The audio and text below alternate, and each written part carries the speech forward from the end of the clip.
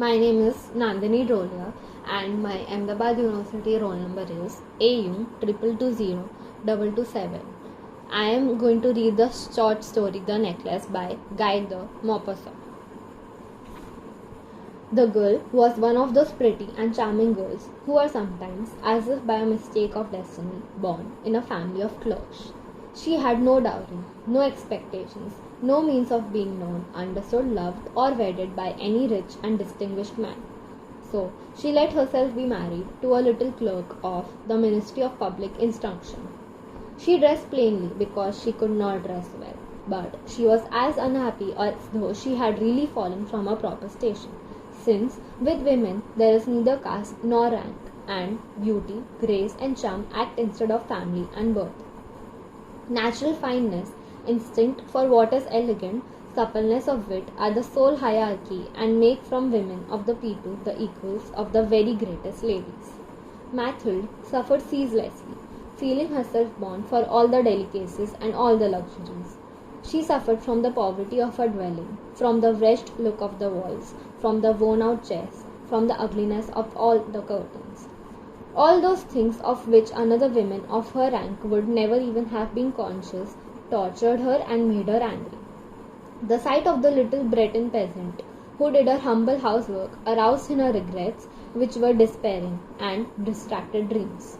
She thought of the silent antechambers hung with oriental tapestry, lit by tall bronze candelabra, land of the two great footmen in knee breeches who sleep in the big salons fitted up with ancient silk, of the delicate furniture carrying priceless curiosities, and of the coquettish perfumed boudoirs made for talks at 5 o'clock with intimate friends, with men famous and sought after, whom all women envy and whose attention they all desire. When she sat down to dinner, before the round table covered with a tablecloth 3 days old, opposite her husband, who uncovered the soup turpin and declared with an enchanted air, "Ah, the good pot of roux! I don't know anything better than that." She thought of dainty dinners, of shining silverware, or of tapestry which peopled the walls with ancient personages and with strange birds flying in the midst of a fairy forest. And she thought of delicious dishes served on marvelous plates, and of the whispered gallantries which you listen to with a sphinx-like smile, while you are eating the pink flesh of a trout or the wings of a quail. She had no dresses, no jewels, nothing, and she loved nothing but that. She felt made for that. She would so have liked to please, to be envied, to be charming, to be sought after. She had a friend, a former schoolmate at the convent, who was rich, and whom she did not like to go and see any more. She suffered so much when she came back. But one evening her husband returned home with a triumphant air, and holding a large envelope in his hand, "There," said he, "here is something for you." She tore the paper sharply and drew out a printed card which bore these words: "The Minister of Public Instruction and Madame George Rapone request the honour of Mr. and Madame Nozel's company at the Palace of the Ministry on Monday evening, January 18th. Instead of being delighted, as her husband hoped, she threw the invitation on the table with disdain, murmuring, "What do you want me to do with them?" "But, my dear, I thought you would be glad. You never go out, and this is such a fine opportunity. I had awful trouble to get it. Everyone wants to go. It is very select. And they are not giving many invitations to clerks. The whole official world will be there." She looked at him with an irritated eye, and she said impatiently, "And what do you want me to put on my bag?" He had not thought of that. He stammered, Why the dress you go to the theatre in? It looks very, very well to me." He stopped, distracted, seeing that his wife was crying. 2 great tears descended slowly from the corners of her eyes towards the corners of her mouth. He stuttered, What's the matter? What's the matter?" But by a violent effort she had conquered her grief, and she replied with a calm voice, while she wiped her wet cheeks, "Nothing, only I have no dress, and therefore I can't go to this ball. Give your card to some colleagues whose wife is better equipped than I." He was in despair. He resumed, "Come, let us see, Mathilde. How much would it cost, a suitable dress, which you could use on other occasions? Something very simple." She reflected several seconds, making her calculations and wondering also what sum she could ask without drawing on herself an immediate refusal and a frightened exclamation from the economical clerk. Finally, she replied hesitatingly, I don't know exactly, but I think I could manage it with 400 francs. He had grown a little pale because he was laying aside just that amount to buy a gun and treat himself to a little shooting next summer on the plain of Nanterre with several friends who went to shoot larks down there of a Sunday. But he said, all right, I'll give you 400 francs and try to have a pretty dress. The day of the ball drew near, and Madame Loisel seemed sad, uneasy, anxious. Her dress was ready. However, her husband said to her one evening, what is the matter? Come, you have been so queer these last 3 days. And she answered, it annoys me not to have a single jewel, not a single stone, nothing to put on. I shall look like distress. I should almost rather not go at all. He resumed, you might wear natural flowers. It's very stylish at this time of the year. For 10 francs, you can get 2 or 3 magnificent roses. She was not convinced. No, there's nothing more humiliating than to look poor among other women who are so rich. But her husband cried, how stupid you are! Go look up your friend Madame Forestier and ask her to lend you some jewels. You are quite thick enough with her to do that. She uttered a cry of joy. It's true! I never thought of it. The next day, she went to a friend and told of her distress. Madame Forestier went to a wardrobe with a glass door, took out a large jewel box, brought it back, opened it, and said to Madame Loisel, choose, my dear. She saw first of all some bracelets, then a pearl necklace, then a Venetian cross, gold and precious stones of admirable workmanship. She tried on the ornaments before the glass, hesitated, could not make up her mind to part with them, to give them back. She kept asking, haven't you any more? Why, yes, look, I don't know what you like. All of a sudden, she discovered in a black satin box a superb necklace of diamonds, and her heart began to beat with an immoderate desire. Her hands trembled as she took it. She fastened it around her throat outside a high-necked dress and remained lost in ecstasy at the sight of herself. Then she asked, hesitating, filled with anguish, can you lend me that, only that? Why, yes, certainly. She sprang upon the neck of her friend, kissed her passionately, then fled with her treasure.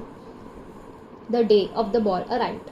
Madame Loisel made a great success. She was prettier than them all, elegant, gracious, smiling, and crazy with joy. All the men looked at her, asked her name, endeavored to be introduced. All the attaches of the cabinet wanted to waltz with her. She was remarked by the minister himself.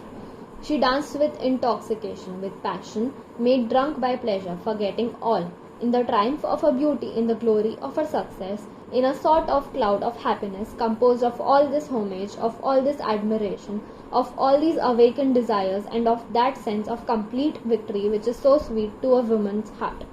She went away about 4 o'clock in the morning. Her husband had been sleeping since midnight in a little deserted anteroom with 3 other gentlemen whose wives were having a very good time. He threw over her shoulders the wraps which she had brought, modest wraps of common life, whose poverty contrasted with the elegance of the ball dress.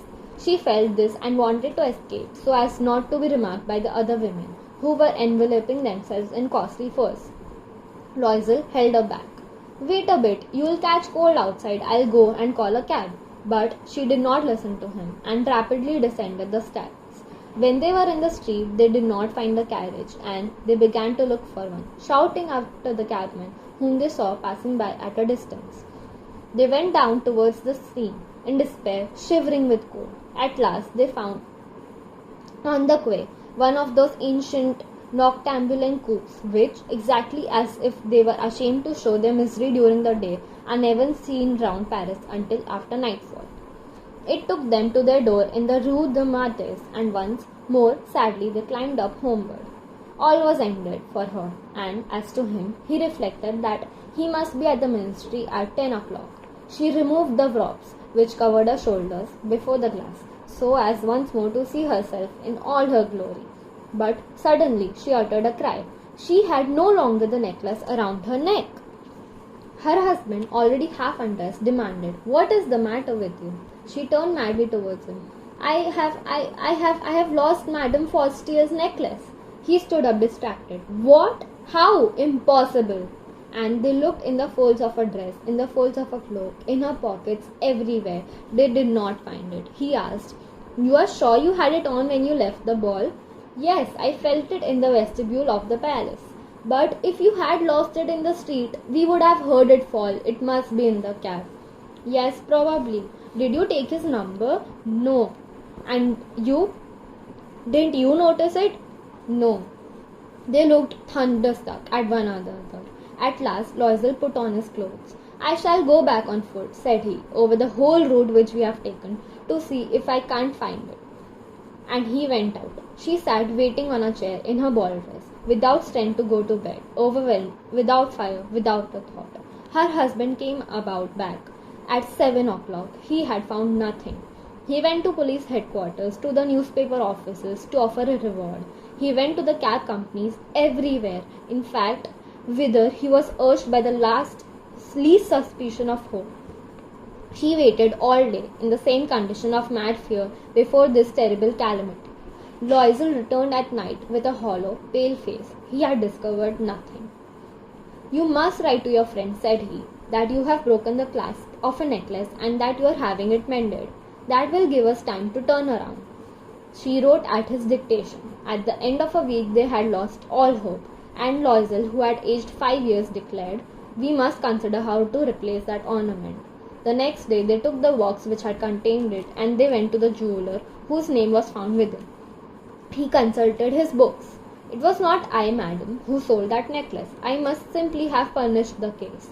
Then they went from jeweller to jeweller, searching for a necklace like the other, consulting their memories, sick, both of them with chagrin and with anguish. They found in a shop at the Palace Royal a string of diamonds which seemed to them exactly like the one they looked for. It was worth 40,000 francs. They could have it for 36. So they begged the jeweller not to sell it for 3 days yet, and they made a bargain that he should buy it back for 34,000 francs in case they found the other one before the end of February. Loisel possessed 18,000 francs which his father had left him. He would borrow the rest. He did borrow, asking 1,000 francs of one, 500 of another, 5 louis here, 3 louis there. He gave notes, took up ruinous obligations, dealt with usurers and all the race of lenders. He compromised all the rest of his life, risked his signature without even knowing if he could meet it, and, frightened by the pains yet to come, by the black misery which was about to fall upon him, by the prospect of all the physical privations and of all the moral tortures which he was to suffer, he went to get the new necklace, putting down upon the merchant's counter 36,000 francs. When Madame Loisel took back the necklace, Madame Forestier said to her with a chilly manner, You should have returned it sooner. I might have needed it. She did not open the case, as a friend had so much feared. If she had detected the substitution, what would she have thought? What would she have said? Would she not have taken Madame Loisel for a thief? Madame Loisel now knew the horrible existence of the needy. She took her part, moreover, all on a sudden with heroism. That dreadful debt must be paid. She would pay it. They dismissed their servant, they changed their lodgings, they rented a garret under the roof. She came to know what heavy housework meant and the odious cares of the kitchen. She washed the dishes, using her rosy nails on the greasy pots and pans. She washed the dirty linen, the shirts and the dishcloths which she dried upon a line. She carried the slops down to the street every morning and carried up the water, stopping for breath at every landing. And dressed like a woman of the people, she went to the fruiter, the grocer, the butcher, her basket on her arm, bargaining, insulted, defending a miserable money sou by sou. Each money they had to meet some notes, renew others, obtain more time. Her husband worked in the evening, making a fair copy of some tradesman's accounts, and late at night he often copied manuscript for 5 sous a page. This life lasted 10 years. At the end of 10 years, they had paid everything with the rates of usury and the accumulations of the compound interest. Madame Loisel looked old now. She had become the woman of impoverished households, strong and hard and rough. With frowsy hair, skirts askew, and red hands, she talked loud while washing the floor with great swishes of water. But sometimes, when her husband was at the office, she sat down near the window and she thought of that gay evening of long ago, of that ball where she had been so beautiful and so fitted. What would have happened if she had not lost that necklace? Who knows? Who knows? How life is strange and changeful. How little a thing is needed for us to be lost or to be saved. But one Sunday, having gone to take a walk in the Champ Elysees to refresh herself from the labours of the work, she suddenly perceived a woman who was leading a child. It was Madame Forestier, still young, still beautiful, still charming. Madame Loisel felt moved. Was she going to speak to her? Yes, certainly. And now that she had paid, she was going to tell her all about it. Why not? She went up. Good day, John. The other, astonished to be familiarly addressed by this plain good wife, did not recognize her at all and stammered, "But, madam, I do not, you must have mistaken. No, I am Mathilde Loisel." Her friend uttered a cry. "Oh, my poor Mathilde, how you are changed!" "Yes, I have had days hard enough since I have seen you, days wretched enough, and that because of you." "Of me? How so?" "Do you remember that diamond necklace which you lent me to wear at the ministerial ball?" "Yes, well?" "Well, I lost it." "What do you mean? You brought it back." "I thought I brought you back another just like it, and for this we have been 10 years paying. You can understand that it was not easy for us who are nothing. At last it is ended, and I am very glad." Madame Forestier had stopped. "You say that you brought a necklace of diamonds to replace mine?" "Yes, you never noticed it then. They were very like." And she smiled with a joy which was proud and naive at once. Madame Forestier, strongly moved, took her two hands. "Oh, my poor Mathilde! Why, my necklace was paste. It was worth at most 500 francs.